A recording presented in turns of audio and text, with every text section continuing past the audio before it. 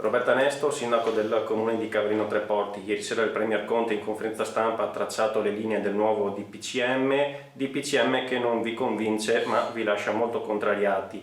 State valutando anche l'idea di scrivere al Premier dopo esservi sentiti con i colleghi sindaci della Costa e del G20S. Cosa non vi ha convinti del DPCM? Cosa chiederete al Premier Conte?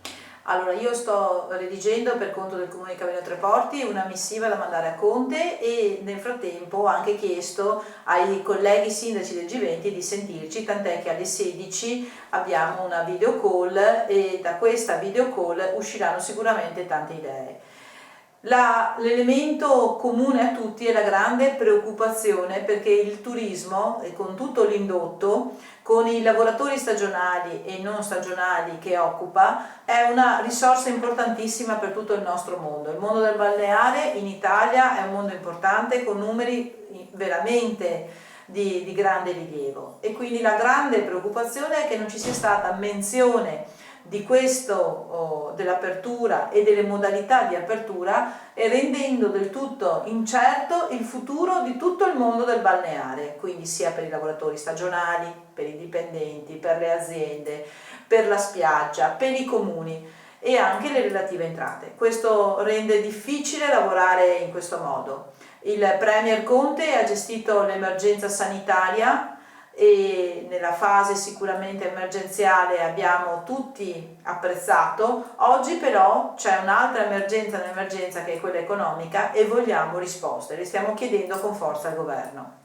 Vi preoccupa anche il fatto dei blocchi ancora in essere degli spostamenti fra le regioni, questo sempre in ottica di una possibile futura ripresa della stagione turistica? Ci preoccupano due cose sostanzialmente: non avere date certe, quindi non poter preparare le aziende, preparare i territori, preparare la spiaggia per la prossima stagione estiva, e ci preoccupano i blocchi tra le regioni, che speriamo non ci siano, ci preoccupano anche i blocchi delle frontiere, perché ovviamente questo penalizza molto.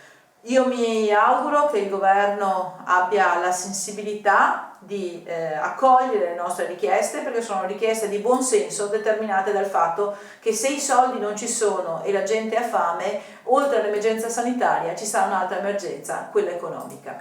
Da qualche giorno si parla anche di questo paventato corridoio salva ferie tra l'area teutonica e balcanica, anche questo la preoccupa?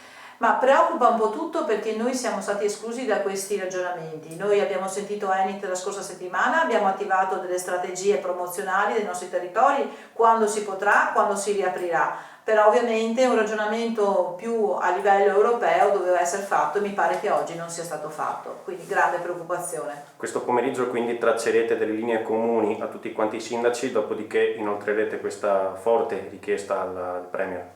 Sì, la richiesta sarà sicuramente a nome di tutti, adesso troveremo una strategia da attivare e domani con i sindaci della Costa sicuramente ci sarà un ulteriore appuntamento importante, sia quello di oggi che quello di domani. Sperate in quale risposta? Speriamo in una risposta di una data certa, abbastanza breve, con tutte le cautele del caso, perché nessuno vuol far ripartire l'emergenza coronavirus. Noi vogliamo tutti essere adeguati nelle norme di sicurezza sanitarie, però bisogna cominciare ad aprire le nostre aziende per dar da mangiare alle nostre famiglie, ai nostri lavoratori e soprattutto perché i nostri territori hanno bisogno di ricominciare a lavorare.